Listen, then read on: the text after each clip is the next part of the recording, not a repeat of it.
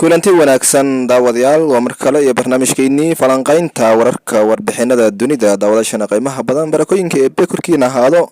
fadlan daamad markii ugu horeysana soo booqata tahay subscribe iyo like noo taabo channelka mahadsanidin Musabixi Cabdi ayaa lagu eedeeyay dambiyo dagaal uu ka geystay magaalada Laascaanood ee xarunta gobolka Sool oo dagaal baahan uu ka waday muddo bila dadka reer Sool ayaa u muuqda kuwa dhibaato baahan oo ay ka soo gaartay duqeynta maamulka Somaliland ay ka wadaan magaalada waxaa la arkay isbitaalka guud ee magaalada Laascaanood ee xarunta gobolka Sool oo burbur aad u badan oo ka soo gaaray duqeyn oo ciidanka Somaliland ay ka geysteen magaaladaas dadkaas ayaa ka hor yimid nidaamka Musabixi Cabdi oo hogaaminayo sheegana inaysan hoostagi doonin wax ku sifeeyeen maamulka Somaliland ayaa aad u burburisay magaalada kaabayaasha waaweyn ee dhaqaalaha isbitaalada iyo wadooyinka ay la dhacday madaafiic iyo hub aad u daran ay ku gumaaday dadka shacabka ee ku dhaqan magaalada Laascaanood ee xarunta gobolka Sool arrintaas ayaa lagu sifeeyay inay tahay dambiyo dagaal oo ka dhan ah xuquuqda aadanaha iyo dadka shacabka ee la xasuuqayo Musabixi ayaa u muuqda iyo maamulkiisa in ay indhaha ka qarsanayaan dhibaatada ay u geysanayaan dadka ku dhaqan magaalada Laascaanood ee xarunta gobolka Sool horay ayuu sheegi jiray inay xasuuqday dawladda hogaaminayay Maxamed Siyaad Barre balse 2023 oo maamulka Musabixi hogaaminayo dad shacab oo ku xasuuqaya magaalada Laascaanood ee xarunta gobolka Sool dadkaas ayaa waxaa ka go'an midnimada iyo wadajirka Soomaaliya mar walibana waxay sheegaan in ay iyagu aysan hormud u noqon doonin in la kala gooyo jamhuuriyadda Soomaaliya dadkaas reer Sool ayaa maalmihii ugu dambeeyay waxaa ku socday dambiyo iyo dagaalo aad u xun ay wadiyay Musabixi oo ka dhan ah dadkaas Somaliland ayaa Musabixi waxa uu sawiran haddii ay dadka reer Sool ay go'astaan in ay ku furanta jid dad kale oo deegaanada carafyadana ay ku soo xigi doonaan kana hor imaan doonaan maamulka uu hogaaminayo Musabixi Cabdi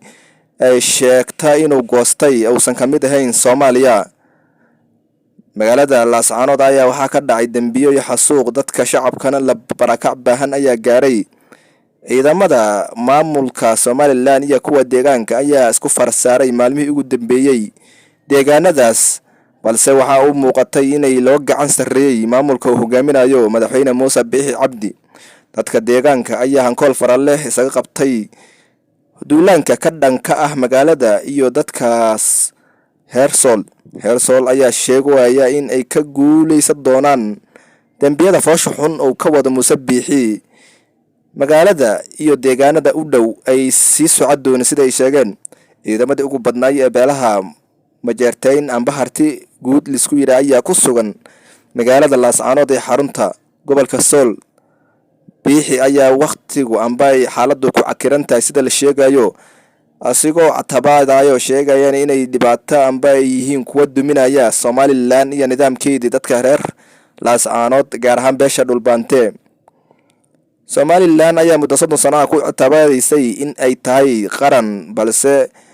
ciidda ayaa waxaa afka u daray dad yar amba dad oo deegaanada reer Sool jilbahana dhulka ugu dhiftay Musabixi iyo nidaamkiisa gaamuray ee muddada 15 sano ka arriminayay deegaanada SSC balse hadda waxay u muuqataa inay xaaladdu ay farahora ka baxday dadkuna ay isku tashadeen kana hor tageen nidaamka uu hogaaminayo madaxweynaha Somaliland ee Musabixi Cabdi mucaaradka Musabixi ayaa ku eedeeyay inuu dhibaateeyay dadkii dalka Somaliland ay kala qaybsanaan baahan ay dhex taalo hadda gudoomiyaha xisbiga mucaaradka ee Ucid Faysal Cali Waraabe ayaa bartiis Twitterka qoraal uu soo dhiga ku sheegay in ay duulaan ka dhan ah Somaliland ay soo qaadeen wuxuu ku sifeeyay haradigii Maxamed Siyaad Barre sida uu hadalka u dhigay Musabixi Cabdi dhankiisa wuxuu ku eedeeyay in uu ka dambeeyo dhibaateynta dadka reer Sool iyo qaybinta dadka reer Somaliland sida uu hadalka u dhigay Masar Faysal Cali Waraabe ayaa sheegay in ay tahay in loo guntado sidii nabad iyo xasilooni looga keeni lahay magaalada Laascaanood ee xarunta gobolka Sool uu sheegay in dad reer Somaliland ay yihiin dadka deegaanadaas ku sugan Somaliland ayaa muddo 20 iyo dhowr casha ka wado duqeyn iyo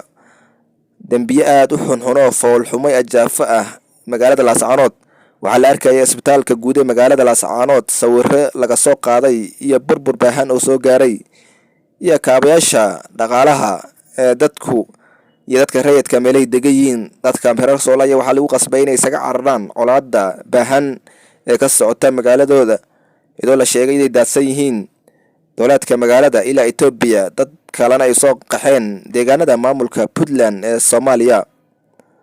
halkaas ayaa waxay u muuqataa in ay dembiyo iyo faajaafo u geysay hay'adda la yiray maamulka uu hogaaminayo Macangaga Muuse Biixi Cabdi ee deegaanadaas. saraakiisha sare ee maamulka SSC iyo Puntland ayaa ku sugan xarunta Laascaanood ee magaalada, taasoo ay u muuqato in ay reer Somaliland ay ku tahay mid ujeegabaxa kadib markii jilbaha dhulka loogu dhiftay maamulka uu hogaaminayo madaxweynaha Somaliland Muuse Biixi Cabdi. Muuse Biixi ayaa waxaa u muuqataa in uu ka xun yahay tallaabada ay ku kaceen dadka reer SSC oo ka dhan ah midnimada iyo madax banaanida, sida uu hadalka mar walba ku celceliyo Somaliland. garaadada ku sugan magaalada Laascaanood ee xarunta gobolka Sool ayaa iyaguna